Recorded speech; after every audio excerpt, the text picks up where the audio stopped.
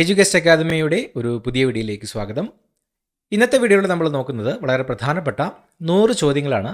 PSCയുടെ വരുന്ന പരീക്ഷകൾക്ക് തയ്യാറെടുക്കുന്നവർ തീർച്ചയായും അറിഞ്ഞിരിക്കേണ്ട ചോദ്യങ്ങളാണ്. വീഡിയോ മുഴുവനായിട്ട് കാണാൻ ശ്രമിക്കുക. ചോദ്യങ്ങളിലേക്ക് കടക്കാം. മലയാളത്തിൽ ആദ്യത്തെ യാത്രാ വിവരണം വർത്തമാന പുസ്തകം. വർത്തമാന പുസ്തകമാണ് മലയാളത്തിൽ ആദ്യത്തെ യാത്രാ വിവരണം. കേരളത്തിൽ ആദ്യത്തെ പ്രതിപക്ഷ നേതാവ് PT ചാക്കോ. PT ചാക്കോയാണ് കേരളത്തിൽ ആദ്യത്തെ പ്രതിപക്ഷ നേതാവ്. Cartoonist Shankar memorial national cartoon museum art gallery സ്ഥിതി ചെയ്യുന്നത് എവിടെയാണ്? കൃഷ്ണപുരം. കൃഷ്ണപുരത്താണ് cartoonist Shankar memorial national cartoon museum art gallery സ്ഥിതി ചെയ്യുന്നത്. ലിജാഹത്തുള്ള മുഹമ്മദീയ അസോസിയേഷൻ സ്ഥാപിച്ചത് വക്കം മൗലവി. വക്കം മൗലവിയാണ് ലിജാഹത്തുള്ള മുഹമ്മദീയ അസോസിയേഷൻ സ്ഥാപിച്ചത്. ധരാതലീയ ഭൂപടങ്ങളിൽ തരിശുഭൂമി ചിത്രീകരിക്കുന്നതിനായി ഉപയോഗിക്കുന്ന നിറം വെള്ള. ധരാതലീയ ഭൂപടങ്ങളിൽ തരിശുഭൂമി ചിത്രീകരിക്കുന്നതിനായി വെള്ള നിറമാണ് ഉപയോഗിക്കുന്നത്. ഇന്ത്യ നിർമ്മിച്ച ഏറ്റവും ഭാരം കൂടിയ ഉപഗ്രഹം GSAT 11. ഏകദേശം 5854 കിലോഗ്രാമോളം ഭാരമുള്ള GSAT 11 ഇന്ത്യ നിർമ്മിച്ച ഏറ്റവും ഭാരം കൂടിയ ഉപഗ്രഹം. ഇന്ത്യയുടെ ആദ്യത്തെ ടെസ്റ്റ് ക്രിക്കറ്റ് മത്സരം ഏത് രാജ്യത്തിന് എതിരെയായിരുന്നു? ഇംഗ്ലണ്ട്. ഇന്ത്യയുടെ ആദ്യത്തെ ടെസ്റ്റ് ക്രിക്കറ്റ് മത്സരം 1932 ഇംഗ്ലണ്ടിന് എതിരെയായിരുന്നു. ആരാണ് ബ്ലാക്ക് ബോക്സ് കണ്ടുപിടിച്ച ഓസ്ട്രേലിയൻ ശാസ്ത്രജ്ഞൻ? David Warren. ഡേവിഡ് വാറനാണ് ബ്ലാക്ക് ബോക്സ് കണ്ടുപിടിച്ച ഓസ്ട്രേലിയൻ ശാസ്ത്രജ്ഞൻ. തെർമോമീറ്റർ കണ്ടുപിടിച്ചത് ഗലീലിയോ ഗലീലി. ഗലീലിയോ ഗലീലിയാണ് തെർമോമീറ്റർ കണ്ടുപിടിച്ചത്. മെർക്കുറി തെർമോമീറ്റർ കണ്ടുപിടിച്ച പോളിഷ് വംശജനായ ഡച്ച് ഭൗതിക ശാസ്ത്രജ്ഞൻ Daniel Gabriel Fahrenheit. Daniel Gabriel Fahrenheit ആയിരുന്നു മെർക്കുറി തെർമോമീറ്റർ കണ്ടുപിടിച്ച പോളിഷ് വംശജനായ ഡച്ച് ഭൗതിക ശാസ്ത്രജ്ഞൻ. രാജ്യത്ത് ആദ്യമായി ഡ്രോൺ ഫോറൻസിക് ഗവേഷണ കേന്ദ്രം ആരംഭിച്ചത് തിരുവനന്തപുരം. തിരുവനന്തപുരത്താണ് രാജ്യത്ത് ആദ്യമായി ഡ്രോൺ ഫോറൻസിക് ഗവേഷണ കേന്ദ്രം ആരംഭിച്ചത്. ദേശീയ തലത്തിൽ അഴിമതി തടയുന്നതിനായി രൂപീകരിക്കപ്പെട്ട സ്ഥാപനം ലോക്പാൽ. ലോക്പാലാണ് ദേശീയ തലത്തിൽ അഴിമതി തടയുന്നതിനായി രൂപീകരിക്കപ്പെട്ട സ്ഥാപനം. സർക്കാർ സേവനങ്ങൾ കൃത്യമായും ഉറപ്പായും ജനങ്ങൾക്ക് ലഭിക്കാൻ അവസരമൊരുക്കുന്ന നിയമം സേവനാവകാശ നിയമം. സേവനാവകാശ നിയമമാണ് സർക്കാർ സേവനങ്ങൾ കൃത്യമായും ഉറപ്പായും ജനങ്ങൾക്ക് ലഭിക്കാൻ അവസരമൊരുക്കുന്ന നിയമം.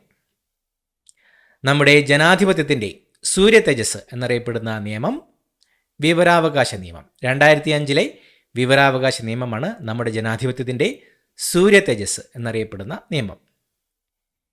ഇന്ത്യയുടെ അന്റാർട്ടിക് പര്യവേഷണത്തിൻ്റെ ആസ്ഥാനം Goa. National centre for polar and ocean research NCPOR.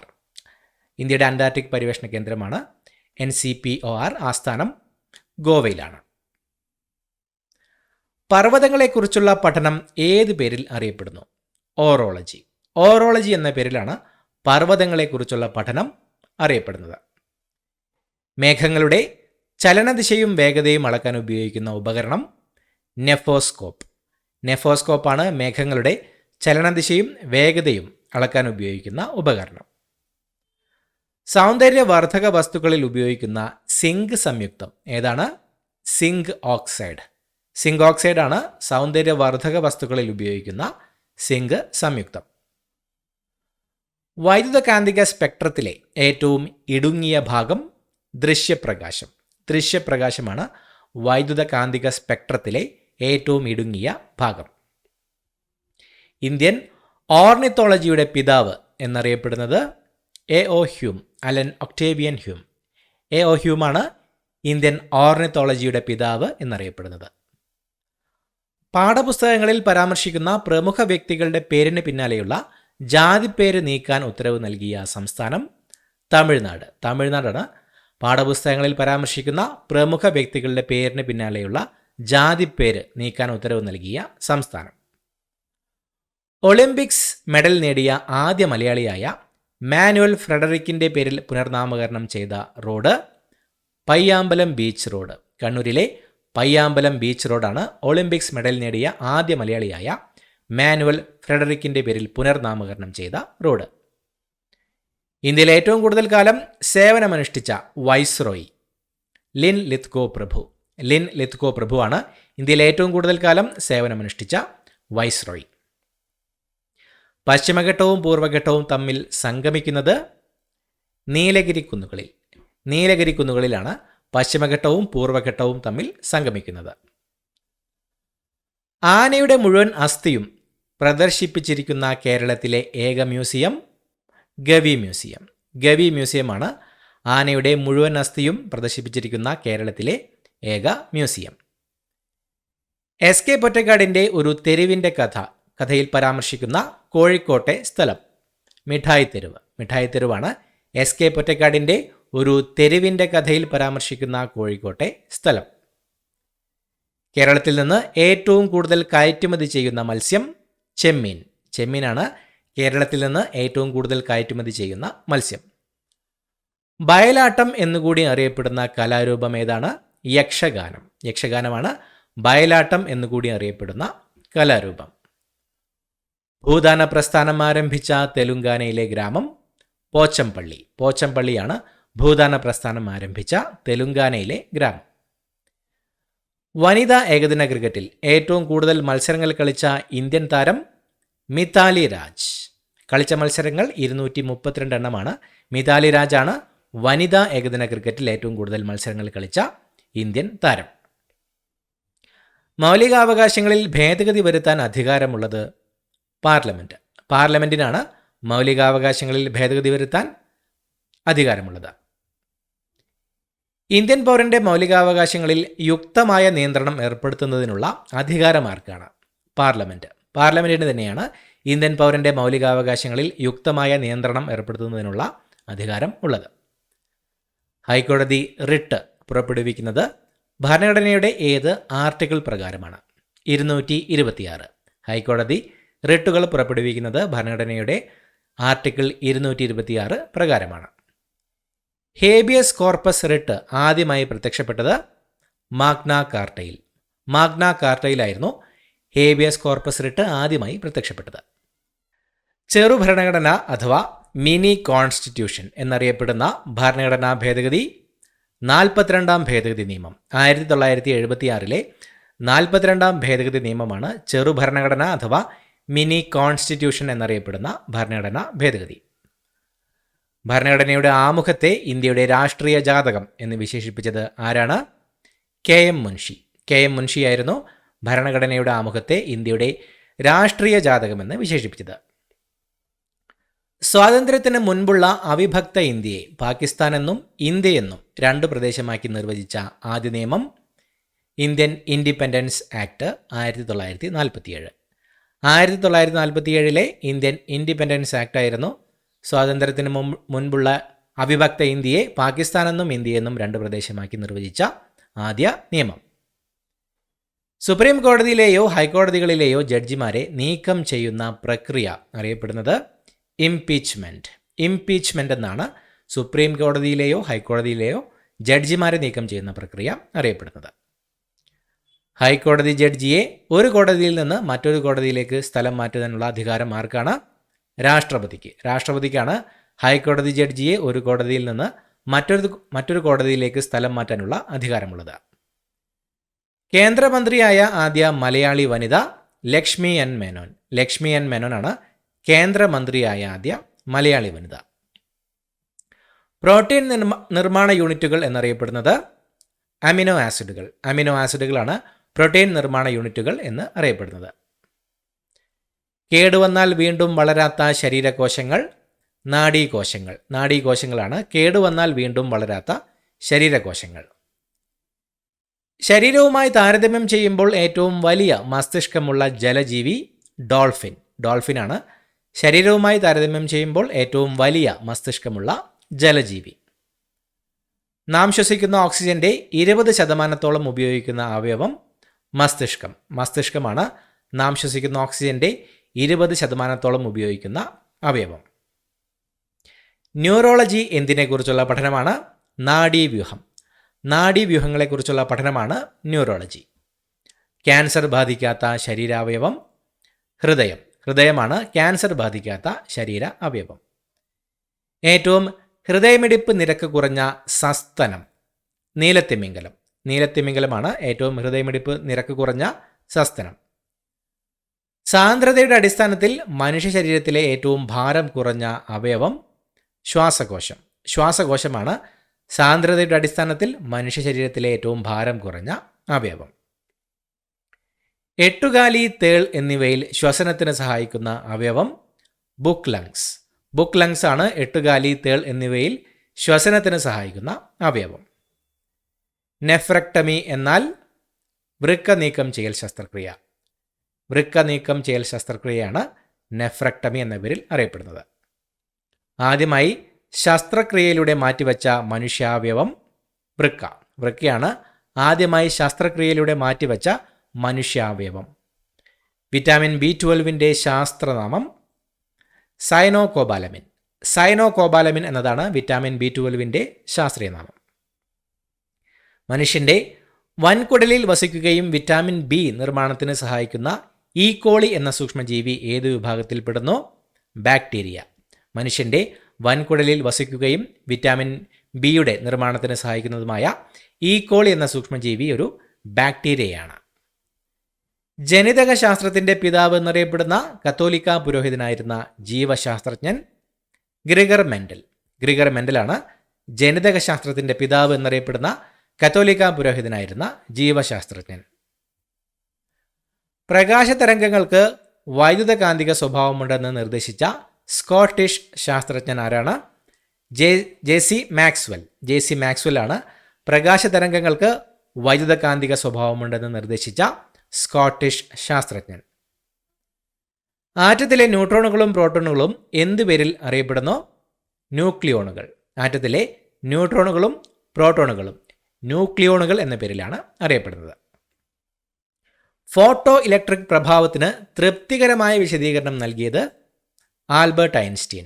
Albert Einstein ആയിരുന്നു ഫോട്ടോ ഇലക്ട്രിക് പ്രഭാവത്തിന് തൃപ്തികരമായ വിശദീകരണം നൽകിയത്. ഗുഹകൾ, സമുദ്രജീവികൾ എന്നിവയുടെ കാലപ്പഴക്കം നിർണ്ണയിക്കാനുള്ള സങ്കേതം യുറേനിയം തോറിയം ഡേറ്റിംഗ്. ഗുഹകൾ, സമുദ്രജീവികൾ എന്നിവയുടെ കാലപ്പഴക്കം നിർണ്ണയിക്കാനുള്ള സങ്കേതത്തിൻ്റെ പേരാണ് യുറേനിയം തോറിയം ഡേറ്റിംഗ്. പാകമാകുന്നതിനനുസരിച്ച് ഫലങ്ങളിലെ ഹരിതകണങ്ങൾ എന്തായി മാറുന്നു? വർണ്ണകങ്ങൾ. പാകമാകുന്നതിനനുസരിച്ച് ഫലങ്ങളിലെ ഹരിതകണങ്ങൾ വർണ്ണകങ്ങളായിട്ടാണ് മാറുന്നത്. കാർബൺ ഏത് ഗ്രൂപ്പിൽ ഉൾപ്പെടുന്ന മൂലകമാണ്? 14 ഗ്രൂപ്പിൽ. കാർബൺ 14 ഗ്രൂപ്പിൽ ഉൾപ്പെടുന്ന ഒരു മൂലകമാണ്.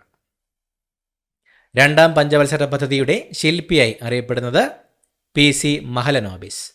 PC മഹലനോബിസ് ആണ് രണ്ടാം പഞ്ചവത്സര പദ്ധതിയുടെ ശില്പിയായി അറിയപ്പെടുന്നത്. നബാർഡിൻ്റെ ആസ്ഥാനം മുംബൈ. മുംബൈയിലാണ് നബാർഡിൻ്റെ ആസ്ഥാനം.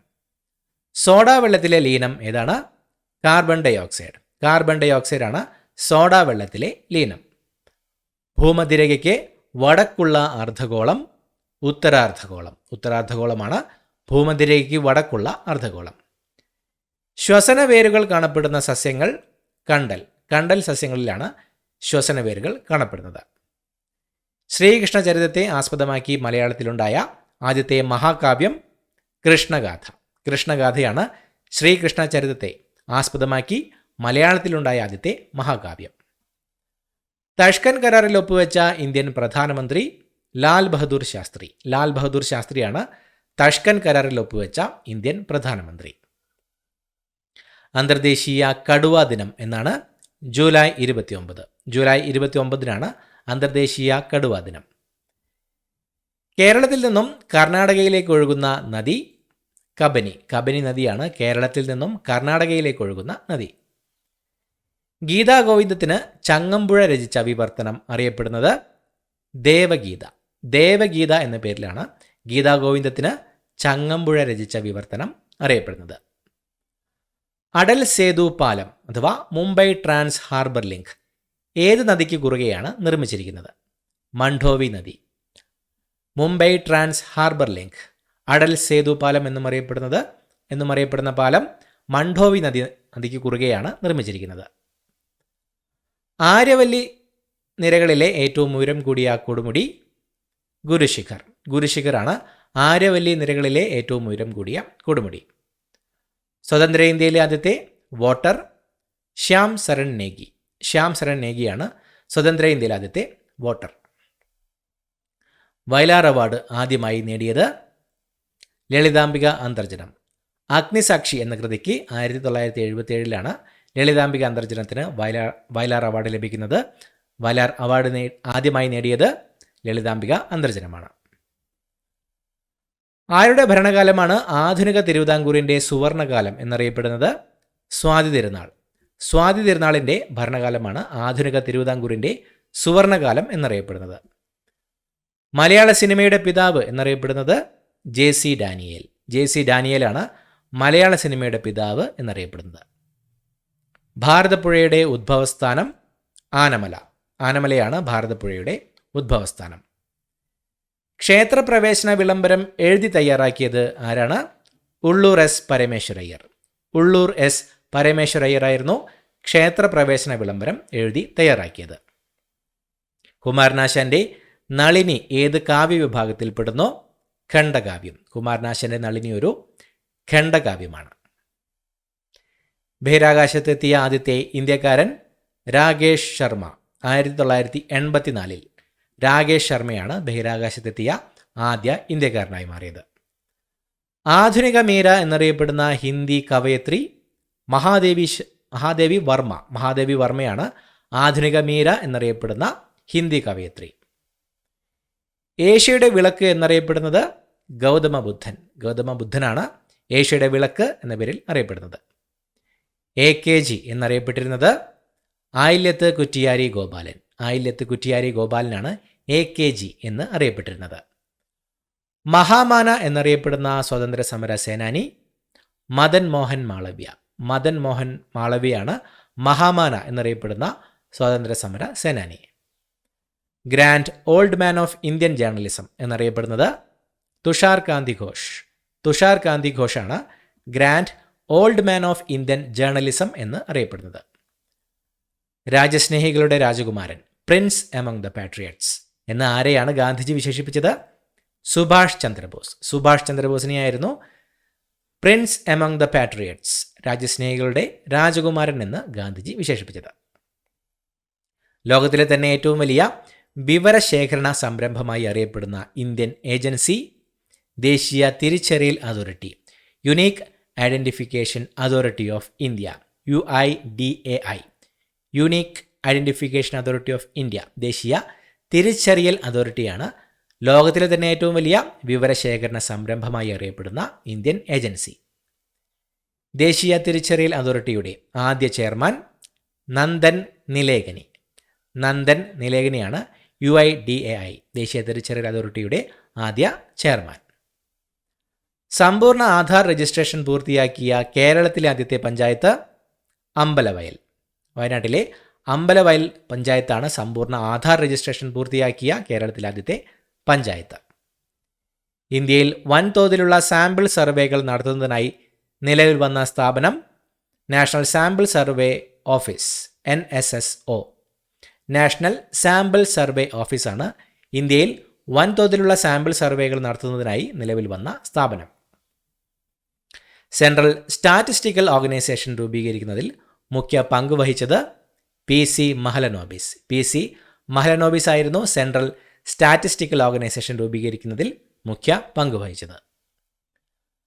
മനുഷ്യൻ സ്വതന്ത്രനായി ജനിക്കുന്നു, പക്ഷേ എല്ലായിടത്തും അവൻ ചങ്ങലകളിലാണ്. ഇത് പറഞ്ഞത് റൂസോ, ജീൻ ജാക്വസ് റൂസോ. റൂസോയുടെ വാക്കുകളാണ് മനുഷ്യൻ സ്വതന്ത്രനായി ജനിക്കുന്നു, പക്ഷേ എല്ലായിടത്തും അവൻ ചങ്ങലകളിലാണ് എന്നത്. ബ്ലാക്ക് ലെഡ് എന്നറിയപ്പെടുന്നത് ഗ്രാഫൈറ്റ്. ഗ്രാഫൈറ്റ് ആണ് ബ്ലാക്ക് ലെഡ് എന്ന പേരിൽ അറിയപ്പെടുന്നത്. ഭൂമിയിൽ നിന്ന് ഏറ്റവും വലുപ്പത്തിൽ കാണാവുന്ന നക്ഷത്രം സൂര്യൻ. സൂര്യനാണ് ഭൂമിയിൽ നിന്ന് ഏറ്റവും വലുപ്പത്തിൽ കാണാവുന്ന നക്ഷത്രം. ഗോവയിലെ ഔദ്യോഗിക ഭാഷ കൊങ്കണി. കൊങ്കണിയാണ് ഗോവയിലെ ഔദ്യോഗിക ഭാഷ. ആദ്യത്തെ ആധുനിക ബാലിസ്റ്റിക് മിസൈലായി കണക്കാക്കപ്പെടുന്ന V2 റോക്കറ്റ് 1942 ഒക്ടോബർ 3 ആദ്യമായി വിജയകരമായി വിക്ഷേപിച്ചു. ബാലിസ്റ്റിക് മിസൈൽ കണ്ടുപിടിച്ചത് ആരായിരുന്നു? Wernher von Braun. Ballistic missile കണ്ടുപിടിച്ചത് വെർണർ വോൺ ബ്രോൺ ആയിരുന്നു. ആദ്യത്തെ ആധുനിക ബാലിസ്റ്റിക് മിസൈലായി കണക്കാക്കപ്പെടുന്ന V2 റോക്കറ്റ് 1942 ഒക്ടോബർ 3 ആദ്യമായി വിജയകരമായി പരീക്ഷിച്ചത്. തിരഞ്ഞെടുപ്പിലൂടെ അധികാരത്തിൽ വന്ന് കാലാവധി പൂർത്തിയാക്കിയ ആദ്യത്തെ കോൺഗ്രസ് ഇതര പ്രധാനമന്ത്രി AB വാജ്പേയി. AB വാജ്പേയി ആയിരുന്നു തിരഞ്ഞെടുപ്പിലൂടെ അധികാരത്തിൽ വന്ന് കാലാവധി പൂർത്തിയാക്കിയ ആദ്യത്തെ കോൺഗ്രസ് ഇതര പ്രധാനമന്ത്രി. ഒന്നാം ലോക മഹായുദ്ധം തുടങ്ങുമ്പോൾ ബ്രിട്ടീഷ് പ്രധാനമന്ത്രിയായിരുന്നത് ഹെർബർട്ട് ഹെൻറി ആസ്ക്വിത്ത്. 1908 മുതൽ 1916 വരെ ബ്രിട്ടീഷ് പ്രധാനമന്ത്രിയായിരുന്ന ഹെർബർട്ട് ഹെൻറി ആസ്ക്വിത്ത് ആയിരുന്നു ഒന്നാം ലോക മഹായുദ്ധം 1914 തുടങ്ങുമ്പോൾ ബ്രിട്ടീഷ് പ്രധാനമന്ത്രിയായിരുന്നത്. ഭൂമിയുടെ കോൾഡ് സ്റ്റോറേജ് എന്നറിയപ്പെടുന്ന വൻകര അന്റാർട്ടിക്ക. അന്റാർട്ടിക്കയാണ് ഭൂമിയുടെ കോൾഡ് സ്റ്റോറേജ് എന്ന പേരിൽ അറിയപ്പെടുന്ന വൻകര. ഏറ്റവും വലിയ ചിഹ്നഗ്രഹം ആസ്ട്രോയിഡ് സിറിസ് എന്ന ആസ്ട്രോയിഡാണ് ഏറ്റവും വലിയ ചിഹ്നഗ്രഹം. ഇത്രയുമാണ് ചോദ്യങ്ങൾ. പുതിയൊരു വീഡിയോയുമായിട്ട് വീണ്ടും കാണാം. Thank you so much for watching. Have A nice day.